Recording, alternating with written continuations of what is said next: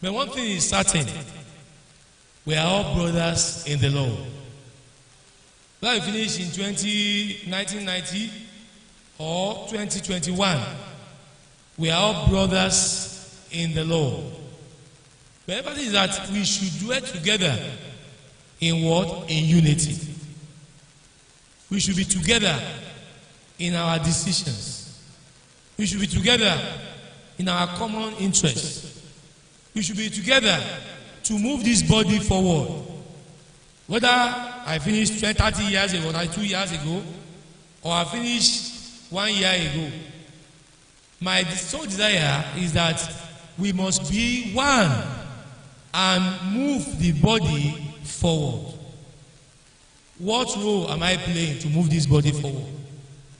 What sacrifice am I paying to move this body forward? It will cost us something. It will cost us something. Some of us who have friends in Rotary clubs or social clubs outside, you know what they pay every year to retain their membership. Every year. Some even use blood. There are some clubs, they use blood. That is new covenant every year. But this is a Christian body. That our common goal is that we should promote the work of Christ and move together as one. And that's the question I asked. What role am I playing? What sacrifice am I paying to ensure that our unity continue? It's my prayer that the Lord himself will help all of us to play our role. Thank God for the team for this year. Arise, fulfill God's purpose. We all have purpose. Our purpose is we all of us to fulfill in this alumni body. I have a purpose. I have an assignment. You have a purpose. You have an assignment. If those of us who are even watching us online in diaspora, what role are you playing to ensure that this body, the alumni body, Baptist Fellowship of IBADAN, move forward? It may be prayers, it may be your money, but you must be paying one thing or the other to ensure that this body moves forward. If all of us here, as we are sitting down here, if all of us make up our mind that alumni body, that the BSFAA alumni body, I want it to go higher and higher, it will get there. Nothing can stop us unless we stop ourselves. We are the one limiting. Thank God some of our members are just coming in.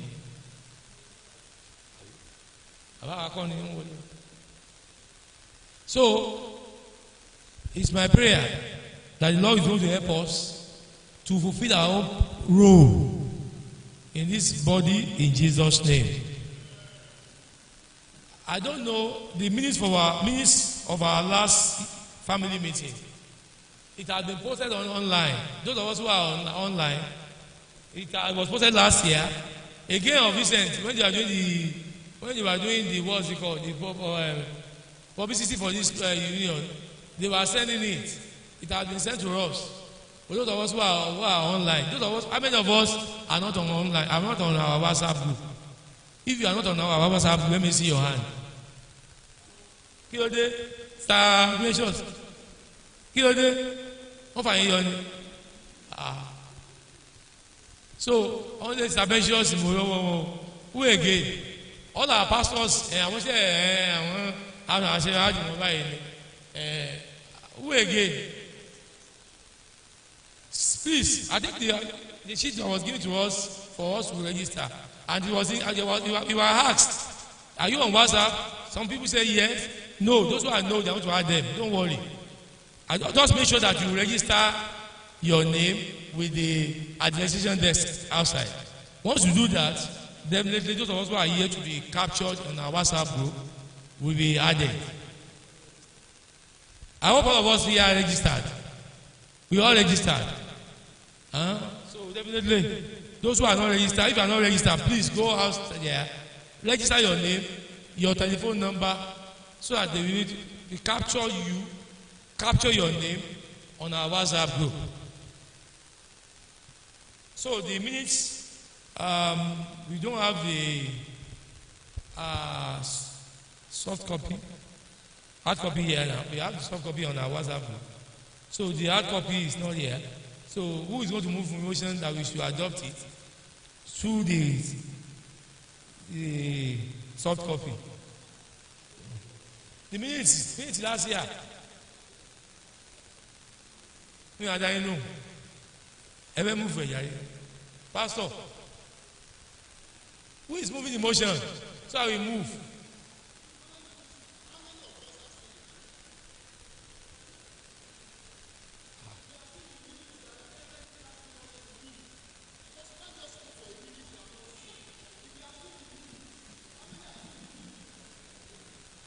It was on our WhatsApp group. You see, I don't want us to be taking ourselves back again. That's why they put it there. Even Bartobi put it again 2 or 3 days ago to remind us of what we did last year. So everything was there. So we don't have to go. But if you don't read it, it's your own. It's not, we cannot say because.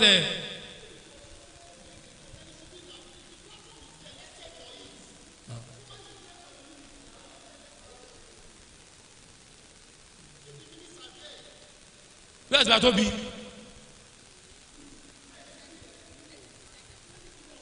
Bartobi, what is he doing outside? Splashel, Bartobi. Eben.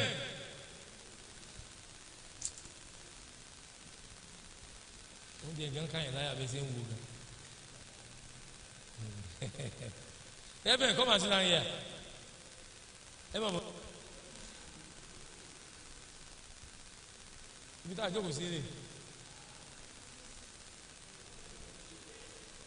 Mr. Dupe, move your chair to this place. I just sit down. Time will know.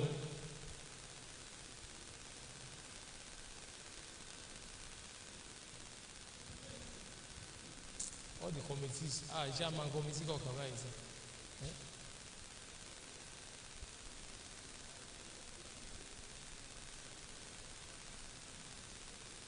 Deacon center.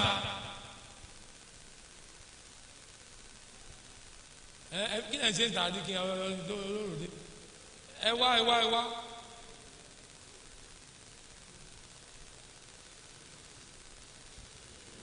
The minutes of our last year program. It's supposed to be platform available. I only extract some key issues. That's all. The one that posted last year, uncle. No, I'm not the secretary. It's just that I'm the one you put.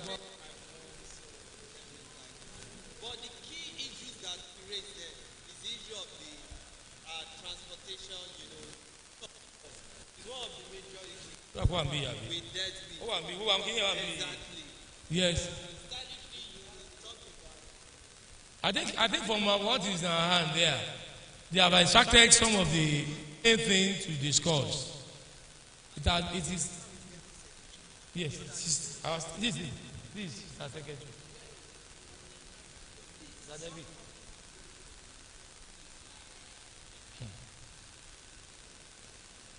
I think how many of us were at the last family meeting last year? If you attended that meeting program, let me see your hand up. How many of us attended last year the union program, and especially the family meeting? 1, 2, 2, 3, 4, 5, 6, 7, 8, 9, 10, 11, 12, 13, 14, 15, 16.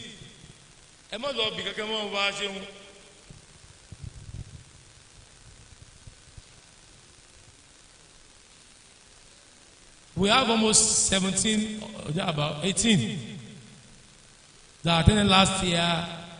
How many of us are sitting here? About take attendance and told you now. Someone should help us pass a sheet of paper so that we have a record of those who attended this year's one, except those who are watching us online. So, actually, ẹ ti rí ẹ bá wa kà ẹ bá wa kà jáde ẹ bá wa kà tó wà ń bẹ. Okay, I will just try and summarize.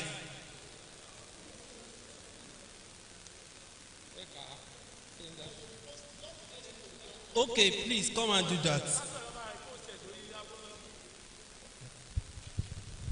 láàbù wà nù kíní èyí mi kà ẹ bá wa process lórí general platform so it will be sent on our platform now except those who are not there. So if you are on our WhatsApp page, you will see the minutes now. So part of our send it straight away. Díkì ẹ má lọ bí kankan o, ẹ má bọ̀ báyìí. Ẹ bẹ̀ tí omi tútù. Have you sent it? So ẹ jẹ́ gbogbo àjọ mú fóònù wa jáde o.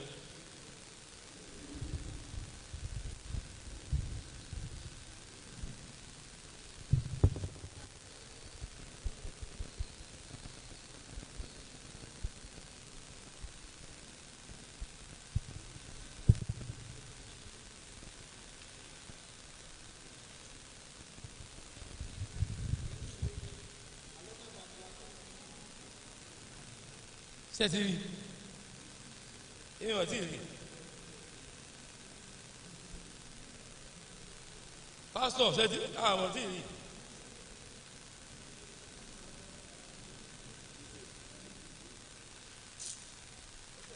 ó ti wọlé.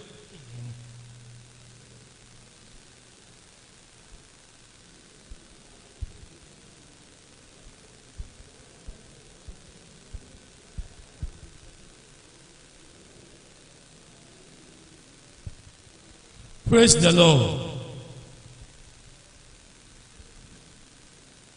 The 31st annual reunion program, BSF Alumni Association, IBADAN.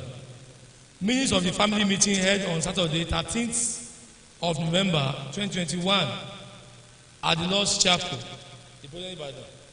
We have 35 in attendance. 35 people attended the meeting. Opening.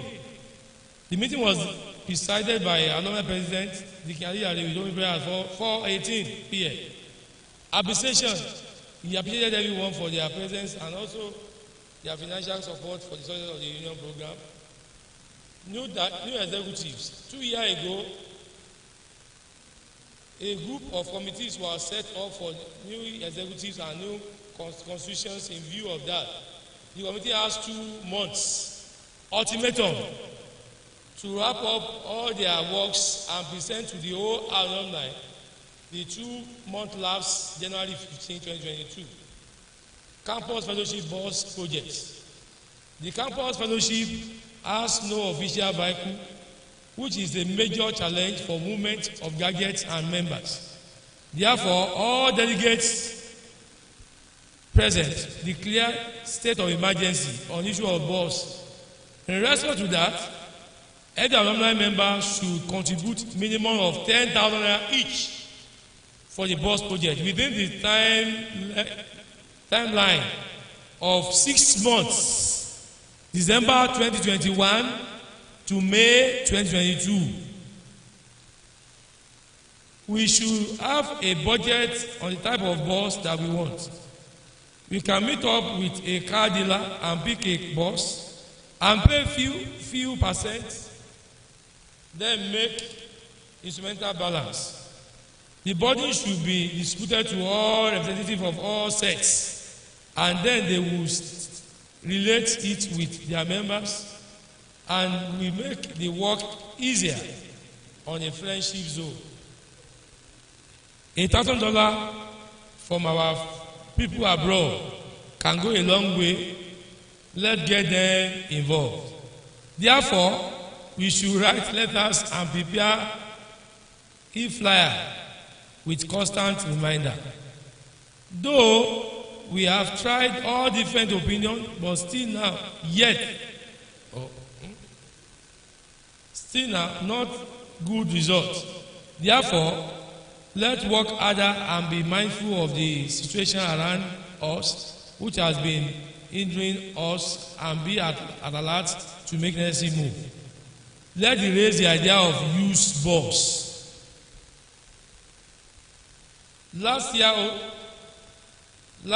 hostel were not allocated on time, and students had to take houses outside the campus, and that affected the fellowship population on campus. This year, hostel has been renovated, and the rent has increased, which make many students to stay off campus. This is huge loss of fellowship members, and one only way to gain them is through means of transportation. Let's consider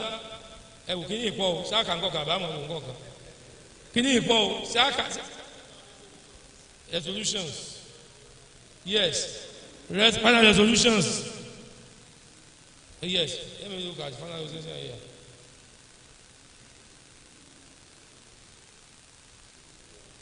Final resolution. Each member of the alumni member should contribute 10,000 naira each between now and the next 6 months for the achievement of the long-term plan of the new 18-seater bus.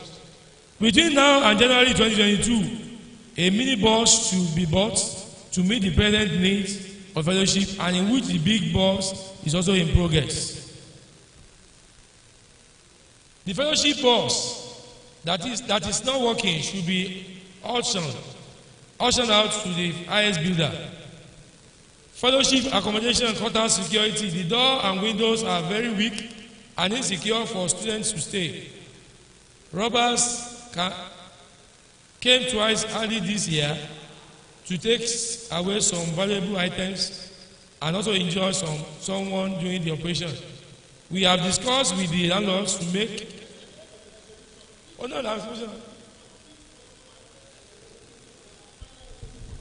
resolution. The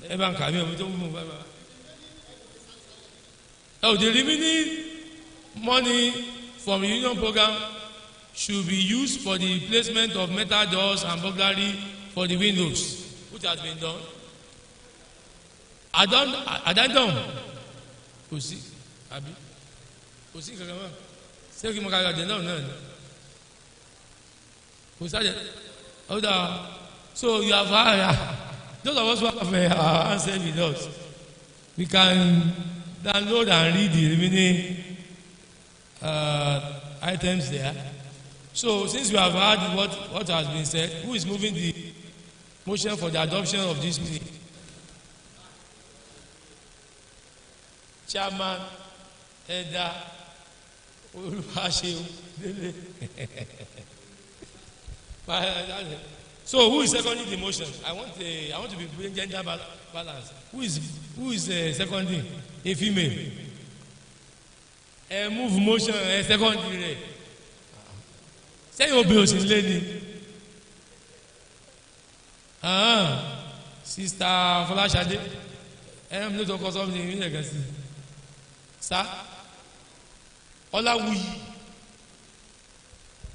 So matters arising from the minutes. Let me just go. All the committees, all the chairmen of committees are yet to submit their proposals. I don't even see them here. We are the chairman committees. The boss is going to Tower bosses. Tanjama bosses. Minister. Minister go meeting. Ẹ̀yin ni chairman. Ẹ dákun. Dikin. Tani chairman ṣe boss.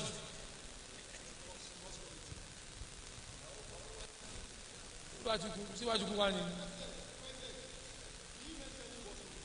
Ó wà ń bẹ̀. A ní 6 months. Kẹ́dáwó gan. Ebi ẹgbọ́n tí mo kà á. And there's a committee we set up that day. I remember. He said you should work on the bus. You are not a member, you are chairman. Order. And chairman. They are meeting. Where is the chairman nomination committee? Thank chairman nomination committee.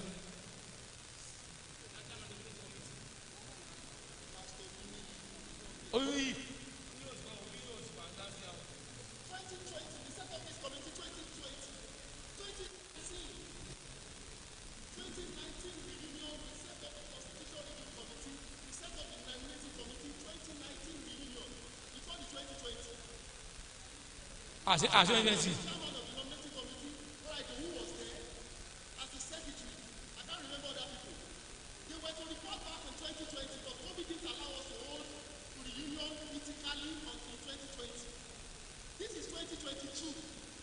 What should we do? Out of constitutional review? Constitutional review, constitutional review that Bashir money. Bashir money, chairman. I don't know what we're doing. Some of them message me like what. So what?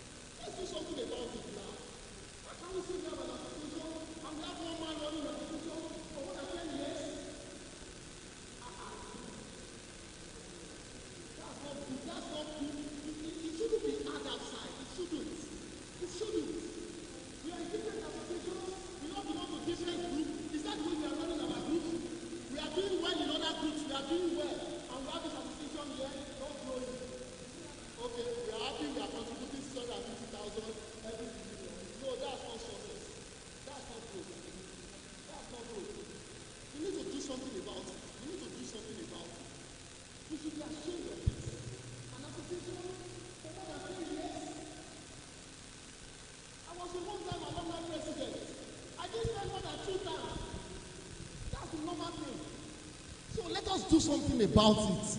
We gave an assignment to some people they've been having challenges. That's the truth. They've been having issues. They've been consulting with some people, and people have been saying no, no, no. That's the issue with the nominating committee. That's why they've not been able to come up with something. So if you should say let's wait for the nominating committee, the same problem will still there.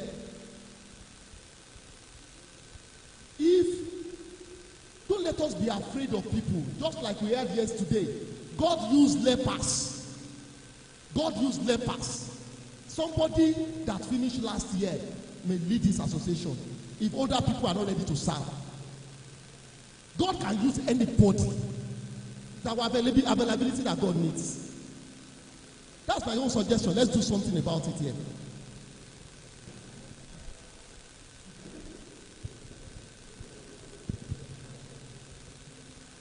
We have had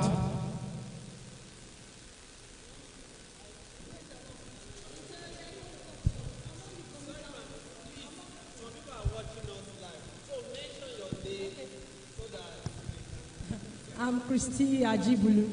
Sincerely, I'm on the Constitution Committee. I was part of them.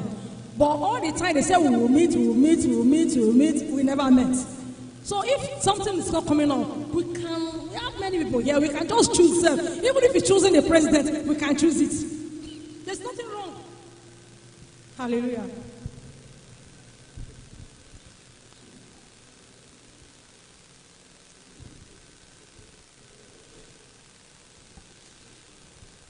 So maybe I will still pass the ball back to the king. Hello. Ẹ ti dé? Ẹ ṣe dé ni? Ẹgbẹ́ fún un. Oyewola Oluseye David, 2018 set.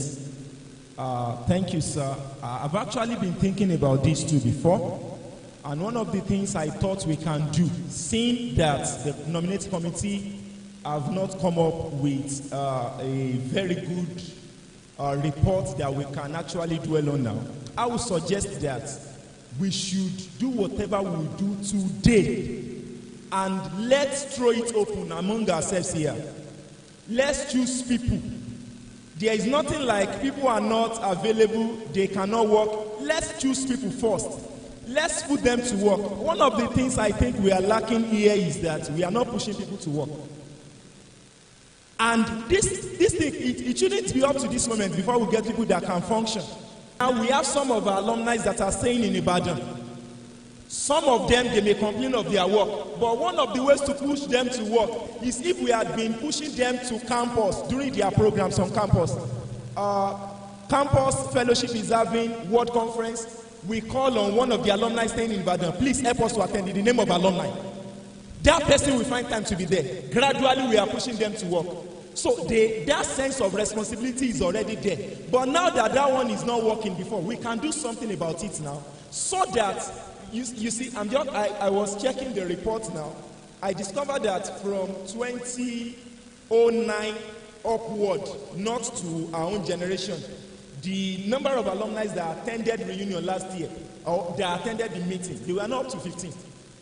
Now, this year, if I can just beep now, they are not up to that 15.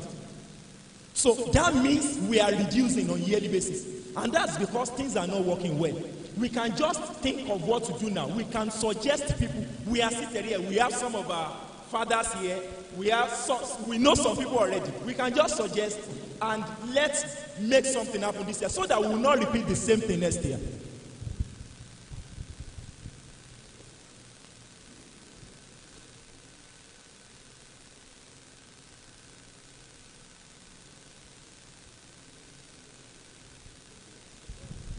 Okay, yeah, I'm Theophilus Olalorutobi, 2009 TET. I know this issue is a complex issue, but I still want us to be very careful.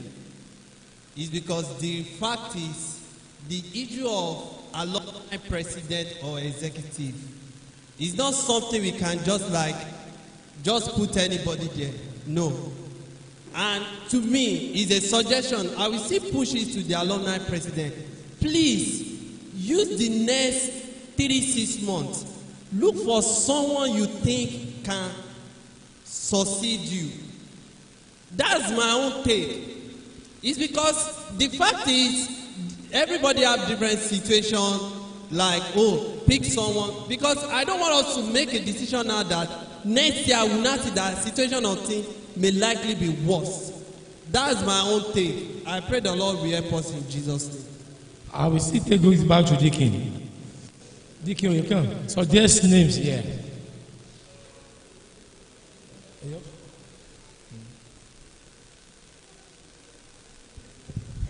Praise the Lord. I'm Laoni Ono Adenike by name. Laoni Ono Adenike by name.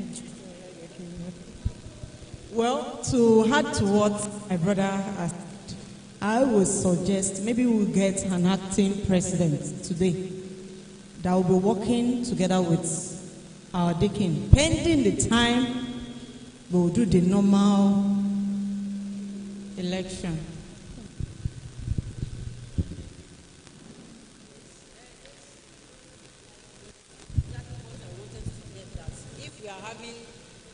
I'm Oludele LY. I'm Oludele LY. Lydia. Yes. Ebo. Oludele lórúkọ mi. Mo jẹ́ Yẹ́misí. What I'm trying to say is the situation is not as complex as we think. It's not.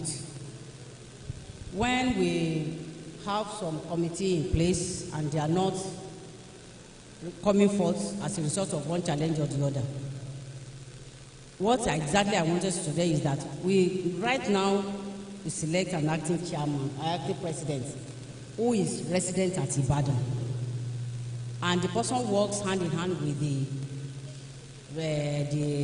incumbent president. And we give them time limits to put the nominating committee to task. It's not compulsory that we should meet physically. We have platform. They can give us report on the platform. These are their suggestions. We give time lag that they should give us reports. And during the interaction on the platform, we can adopt, and we begin the transition process. By the time we come back here next year, the rule have been somehow established. It's just like going to the inauguration and the takeoff. But for the constitution, I think it's very, very important. I don't know, maybe because I've not been very regular. I don't know that we still don't have constitution. It is. But what happened? Just to review it. Okay. And there is no big deal about it. They can be meeting online to discuss it and they give reports online. There is no big deal about it. But let's give them time lag and put them to task. And if they are not doing it, you announce it on the platform, everybody make comments, and they are put to task to be on their toes to work. I think we can suggest acting president before we go. And secretary, I noticed that we are having issue with the secretariat. So today, before we go, we suggest acting president and secretary, so that there won't be such issues. Where is the minute? Where is this? I'm not the one, and so on. So we should work on that. Praise the Lord. My name is Adeolu Lusanya, 2001 set. So what is coming to my mind, because I'm hearing about the chairman, but as a body, I don't think it's only the chairman that sees to the affair of the alumni body. There should be a committee, executive, working. So it's only the chair, and well done, sir, because it really has tried. So for these numbers of years, where is the secretary? Where is the financial secretary? Where is the treasurer? Where are others? So because what has played out right now in this place has shown that we don't have people in those, or they are not showing faces. So maybe today, and one thing I also noticed was that we are mentioning committee and there are no names. So in the report today, please, whatever name, like the minutes now, let the names of whoever is handling one thing or the other be mentioned in the report. And I also want to suggest something. When we appoint committee, there must be a report. If there is no report, accountability makes people to be responsible. If you are not given account, nobody will do anything. So we have committee, but let the committee report to somebody. Is that somebody that will push them? And when we give a timeline, we are not even expecting report from the committee. Let's get the report from the person that will push them. So if it is, okay, we have a committee, they must submit to the chairman, and the chairman will now inform the whole house. If the chairman will now call them, oh yeah, come and give reports, but they are responsible to the chairman first, so that they can do something. But if there is no report line, nobody will do anything, because at the end of the day, they know that they are not reporting to anybody. So there must be a report line.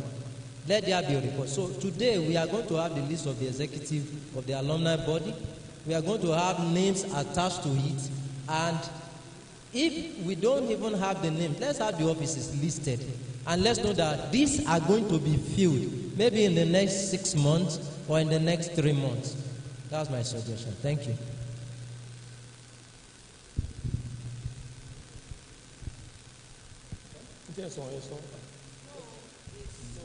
What I'm looking at, you see, when something has become a norm, we get used to it.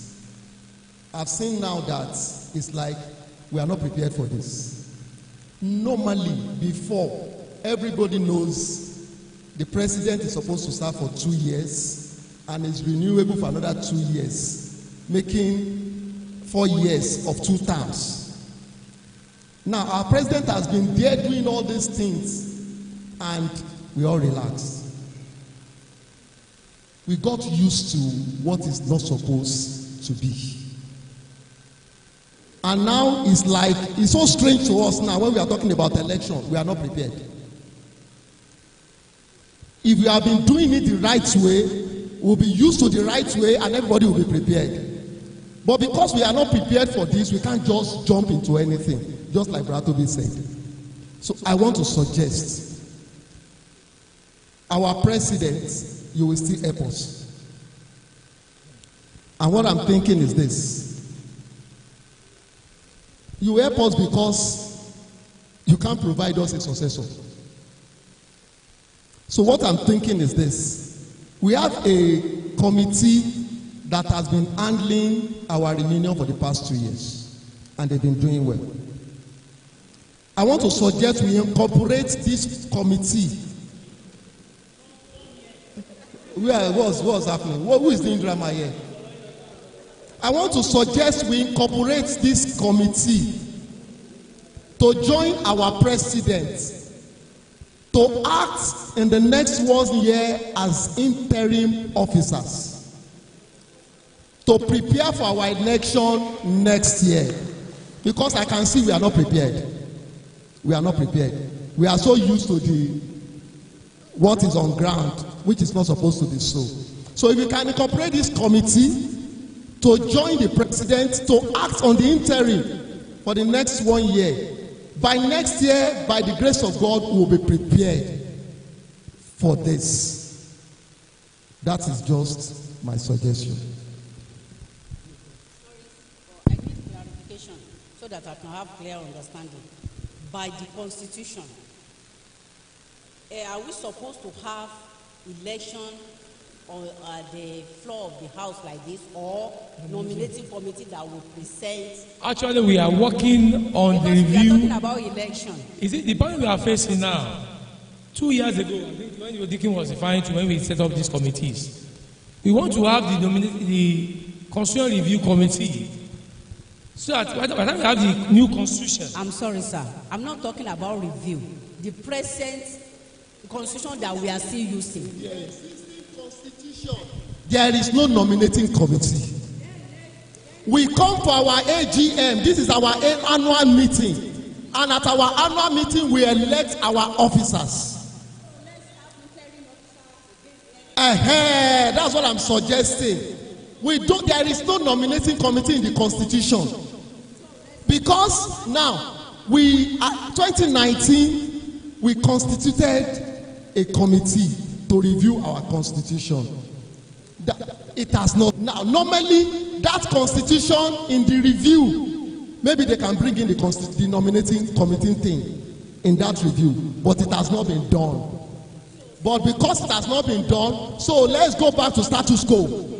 The Constitution we have on ground, when we come for our reunion is where we have our annual meeting. At our annual meeting, if the person has served for the normal time, we are to do election at our annual meeting. That was how he was elected. That was how I was elected. That was how those who were before us were elected at our reunion. So the suggestion now is, because we are not prepared for this now, let's set up an interim committee, interim ESCO, to act for the next 1 year. When we come for our meeting next year, we elect our ESCO. That is my suggestion.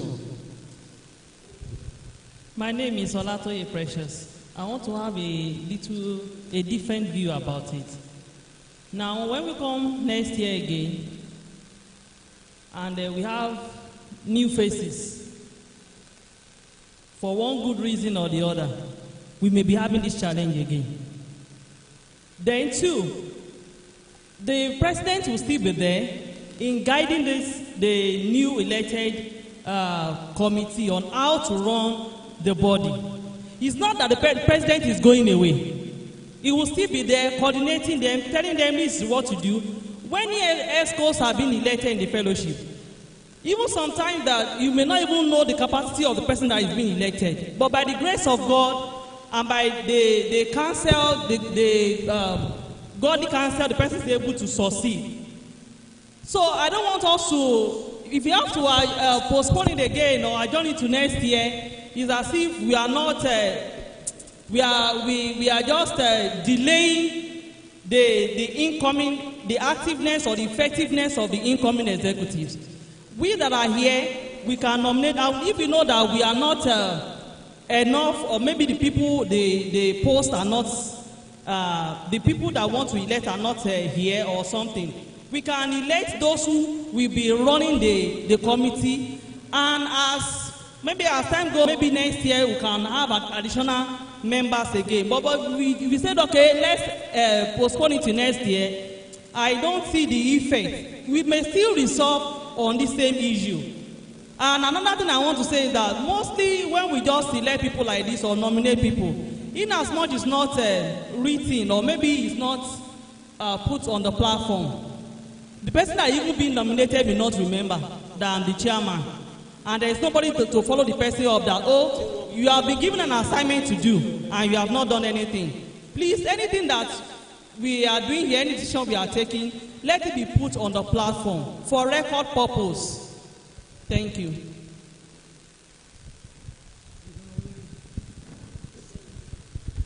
Sorry, please, before the next speaker, we have few people online.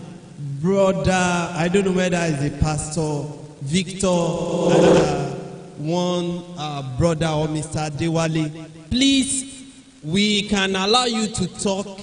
If you want to pass a comment, just signify the media will open the link for you so that we can hear you. Thank you.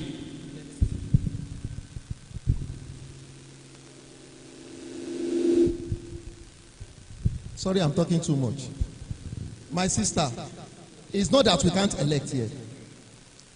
We can elect, but we have to be very careful. That's what we are talking about. This, my president, this years he's been serving one low-range president. There have been times we appointed, we elected other people. Abi, where are they?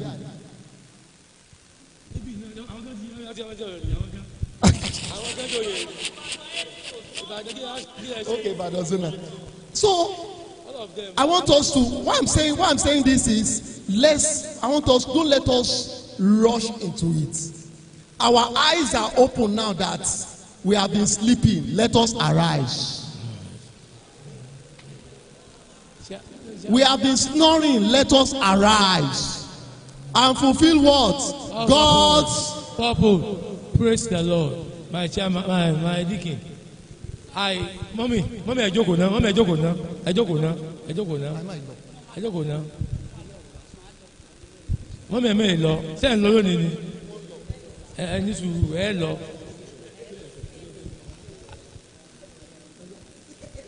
Four years ago,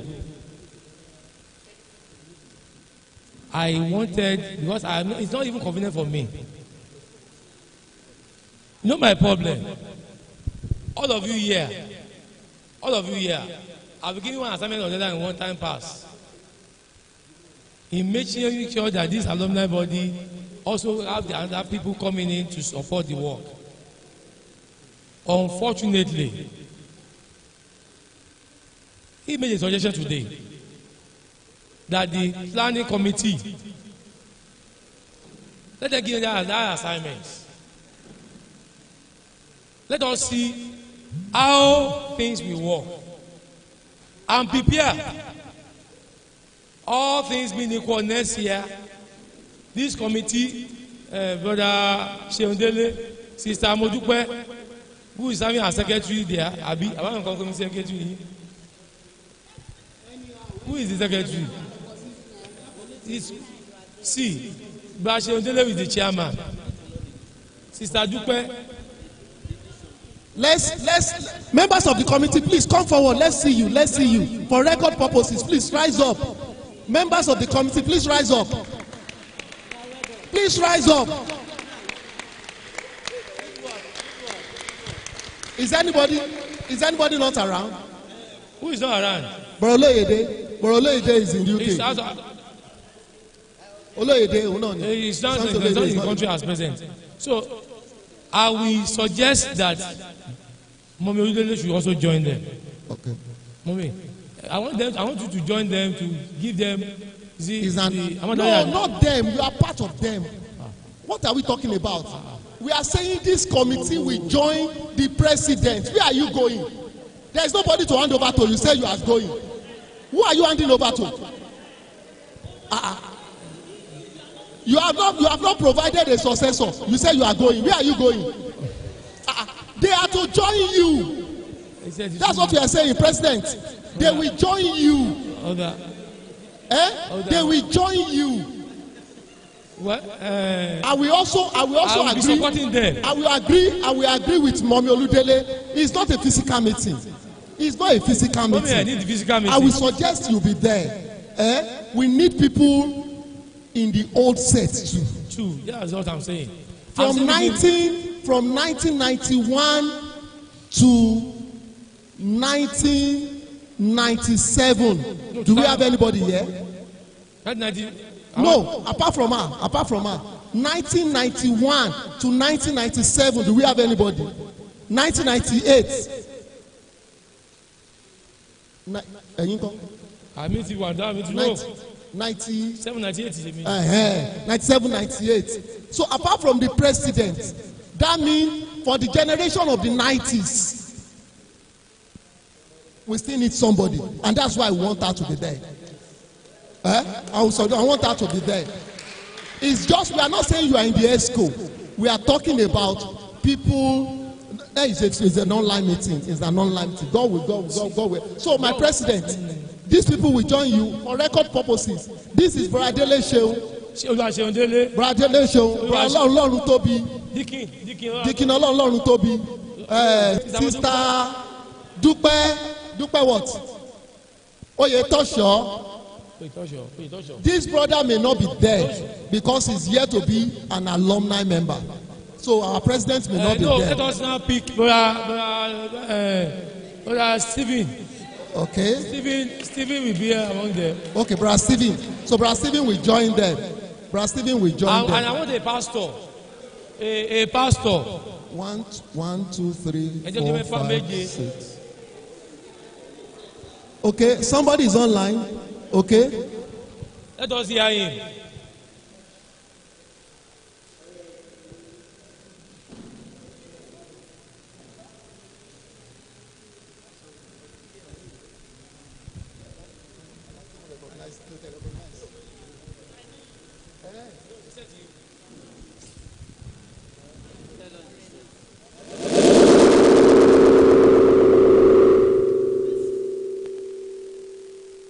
You are on, please. Can you speak? You are on. Hey, brother, let it follow.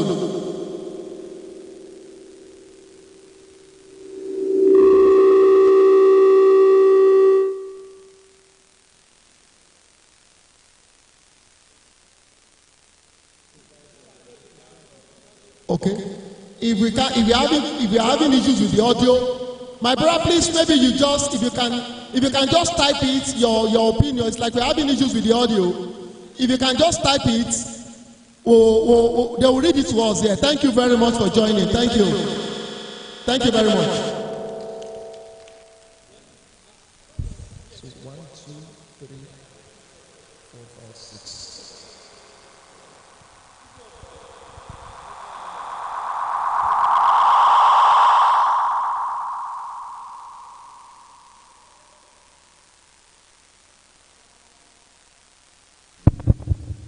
the committees àti mọ̀ wọ́n báyìí ẹ ti mọ̀ ẹ bá a ká ọkọ wọn ẹ bá a ká ọkọ wọn síta.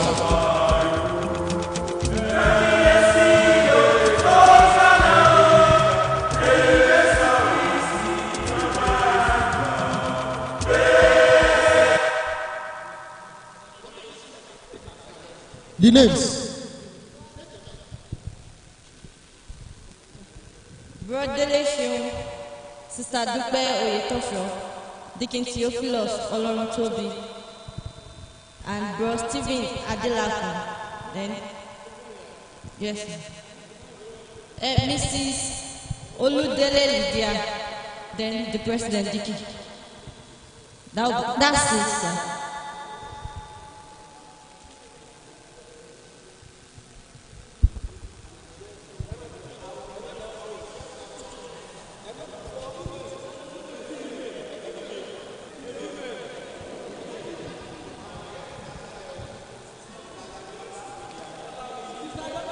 Okay.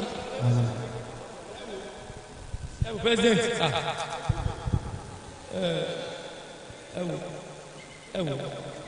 Sister Shade Olawuyi, since she's also good in network, so she will serve as the secretary.